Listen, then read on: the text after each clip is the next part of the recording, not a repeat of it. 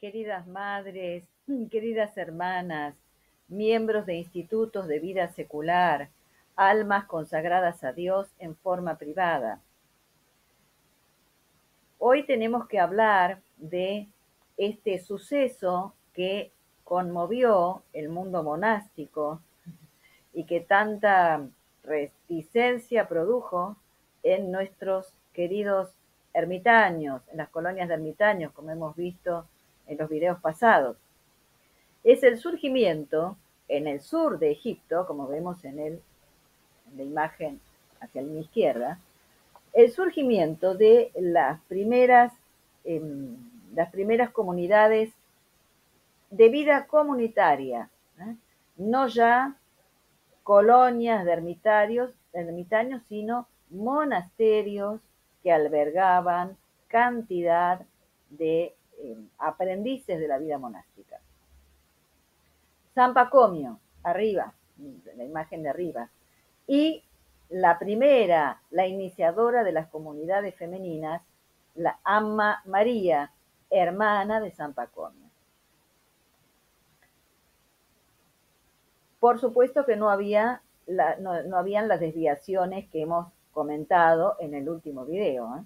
No, van a ver ustedes que es vida comunitaria, pero no era totalmente comunitaria, como después se va, se va a ir desviando en otros momentos.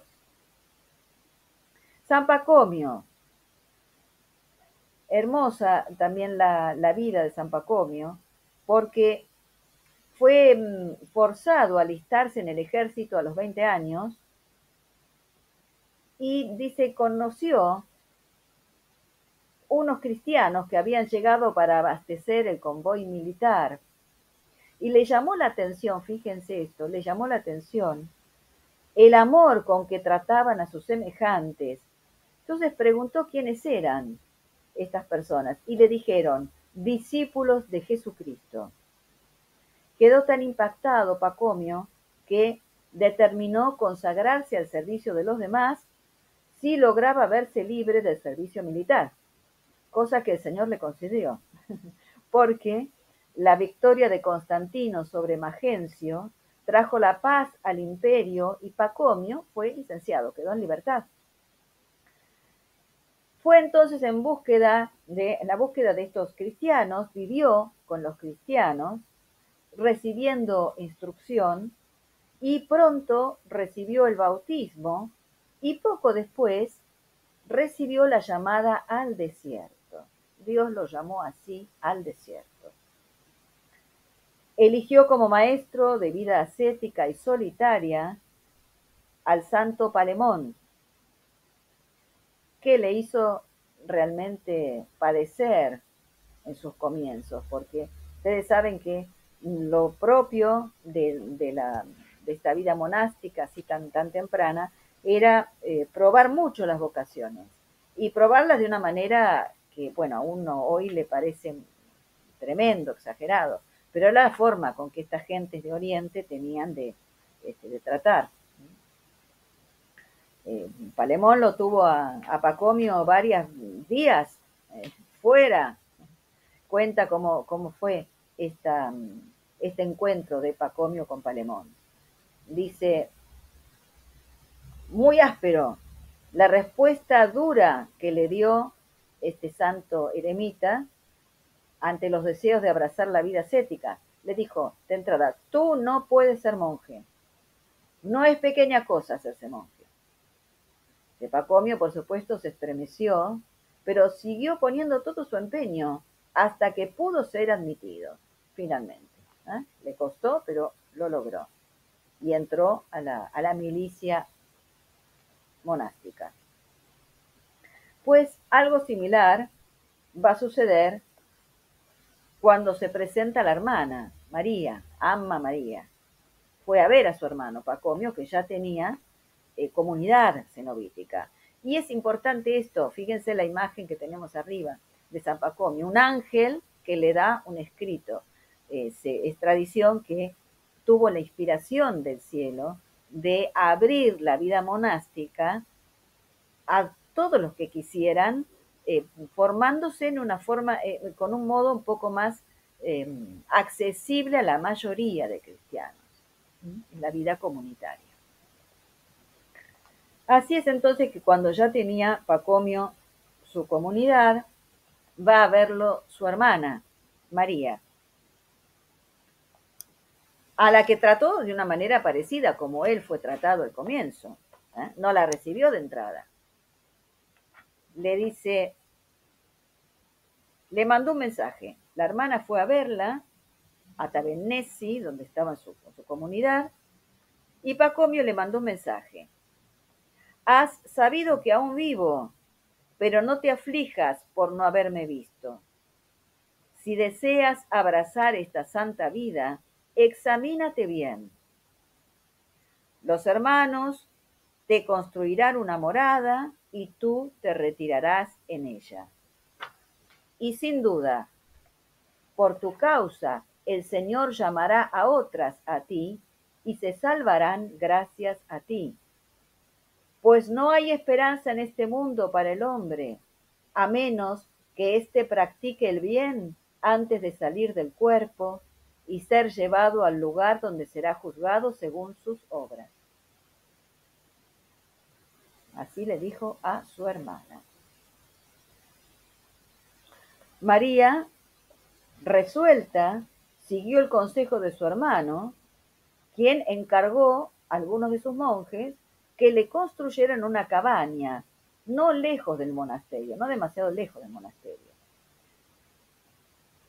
Comienza entonces María a llevar esta vida, en principio fíjense que es eremítica, de ahí toman su formación y el aprendizaje de esta unión con el Señor a la que todos debemos llegar en la vida eremítica.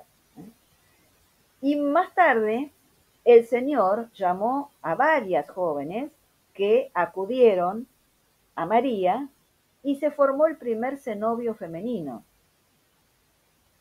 Vinieron a vivir junto a ella y practicaron la ascesis con ella. Fue su madre y su excelente anciana en el espíritu, hasta el día de su muerte. Su hermano, Pacomio, designó como padre de este monasterio a Appa Pedro, un venerable anciano, sabio y discreto, para que les hablara frecuentemente de las escrituras y también les proporcionara lo necesario para el trabajo manual. Fíjense ustedes la caridad de San Pacomio, que nombra a un santo anciano para que les celebre, les dé los sacramentos y les dé lo necesario para el trabajo manual, porque ya no salían.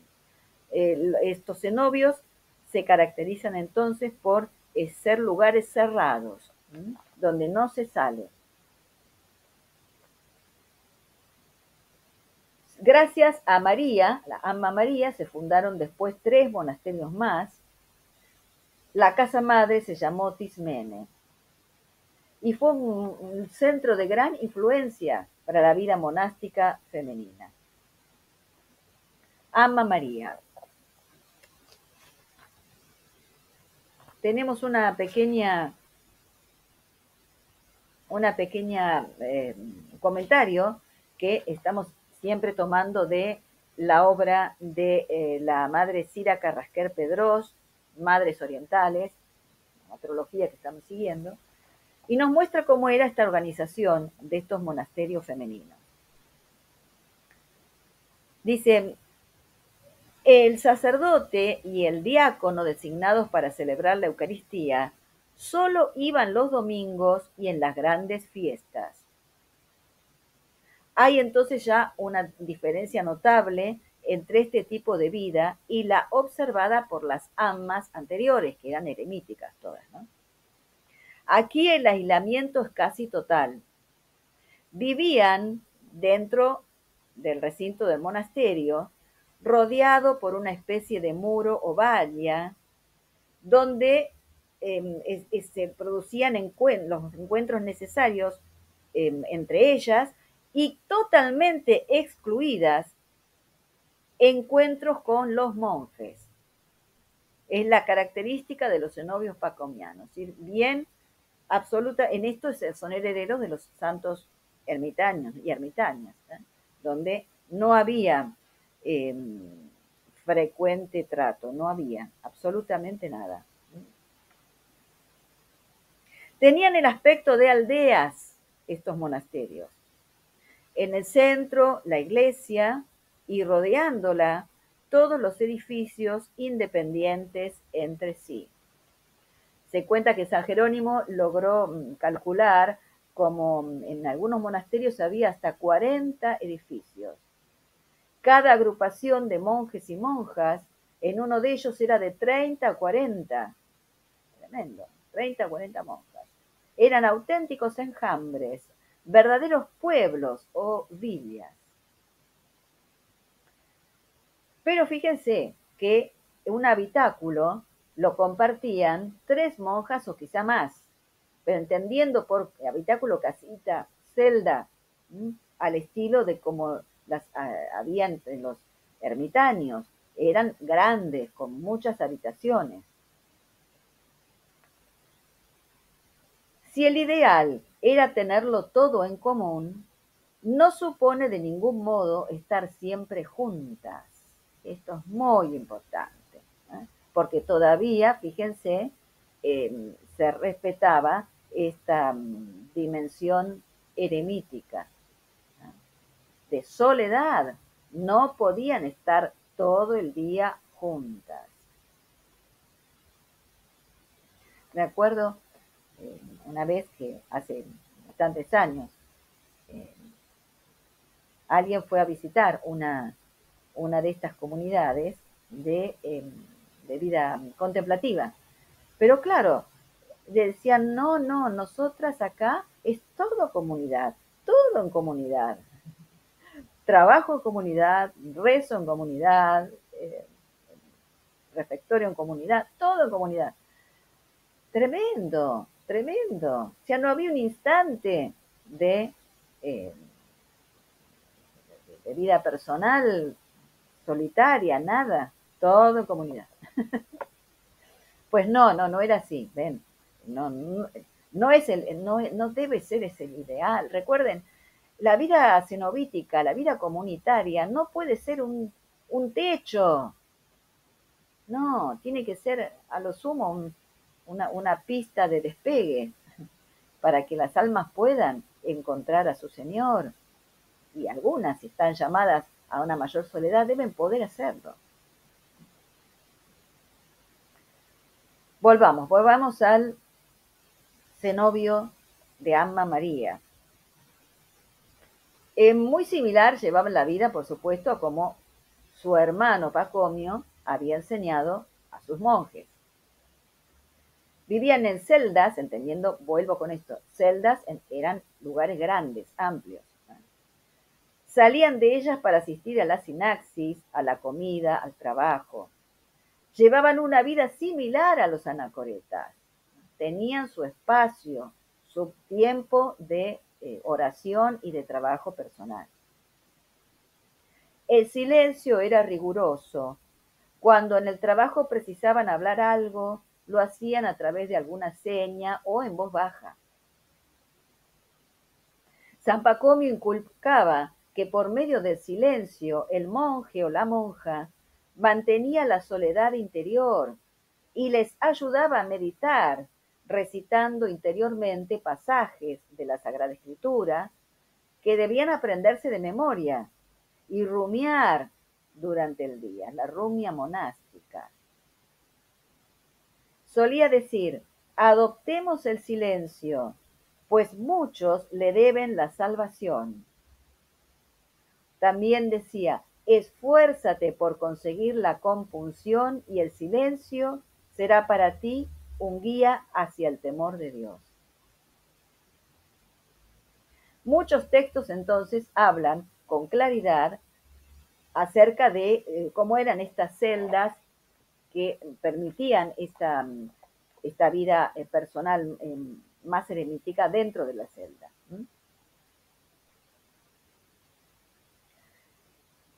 La reflexión.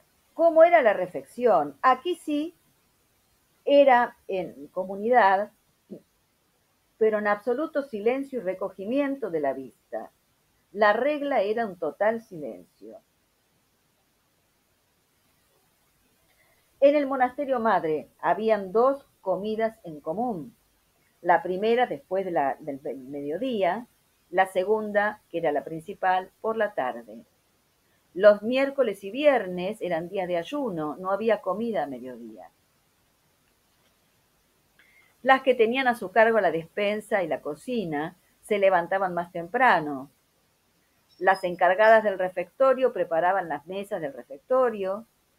El alimento principal era el pan, queso, hojas de mostaza u otra hortaliza, aceitunas, higos, dátiles, leche y algo de verduras o fruta. Solían tomar puré de cereales o lentejas. Los enfermos, las ancianas, recibían una alimentación mejor, por supuesto. Los fuertes, en cambio, tenían libertad para renunciar a algunas de las comidas. Y algo interesante acá. Cada monja tenía una letra del alfabeto griego para ser identificada. Como cada letra tenía un significado, solo las ancianas, es decir, las encargadas de cada sector del monasterio, lo conocían y era fácil saber para qué cometido de responsabilidad o trabajo delicado podían elegir a las hermanas. Por ejemplo, las monjas del grupo Iota, las más humildes y virtuosas, mientras que había otras del grupo con la letra Xi, era el de las disipadas y difíciles. Tremendo. Claro, pero imagínense, ya al haber cantidad, multitudes, tienen que recurrir a un tipo de organización así más rígida, ¿no es cierto? Las monjas se ocupaban de hilar, coser, confeccionar cestos, sandalias, alguna manualidad de carpintería, panadería, y en algunos monasterios hubo grandes talleres de copistas de manuscritos. Todo eso hacía, claro, para mantenerse. Vivían entonces detrás de los grandes muros que servían como defensa para protegerse de los asaltos de bandas armadas o invasiones, porque ya consta que en el siglo V los ataques de los beduinos obligaron a los monjes y a las monjas a encerrarse en grandes edificios amurallados, e incluso en el siglo IX tuvieron que edificar altos y gruesos muros de defensa. Era el espacio entonces de refugio y de defensa. No salen ya las hermanas, no reciben visitas en su monasterio, salvo de su propia familia, de familia directa. Nada más. Y algo más tenemos acá. No, vamos a dejar para ver en el próximo video una de las amas maravillosas también, discípula de Ama María, una de las primeras insensatas, insensata a lo divino. Vamos a verlo en el próximo, Dios mediante. Que nos sirva entonces este comienzo de vida cenobítica, rescatando que respetaban todavía esta dimensión personal, eremítica, que no debe perderse.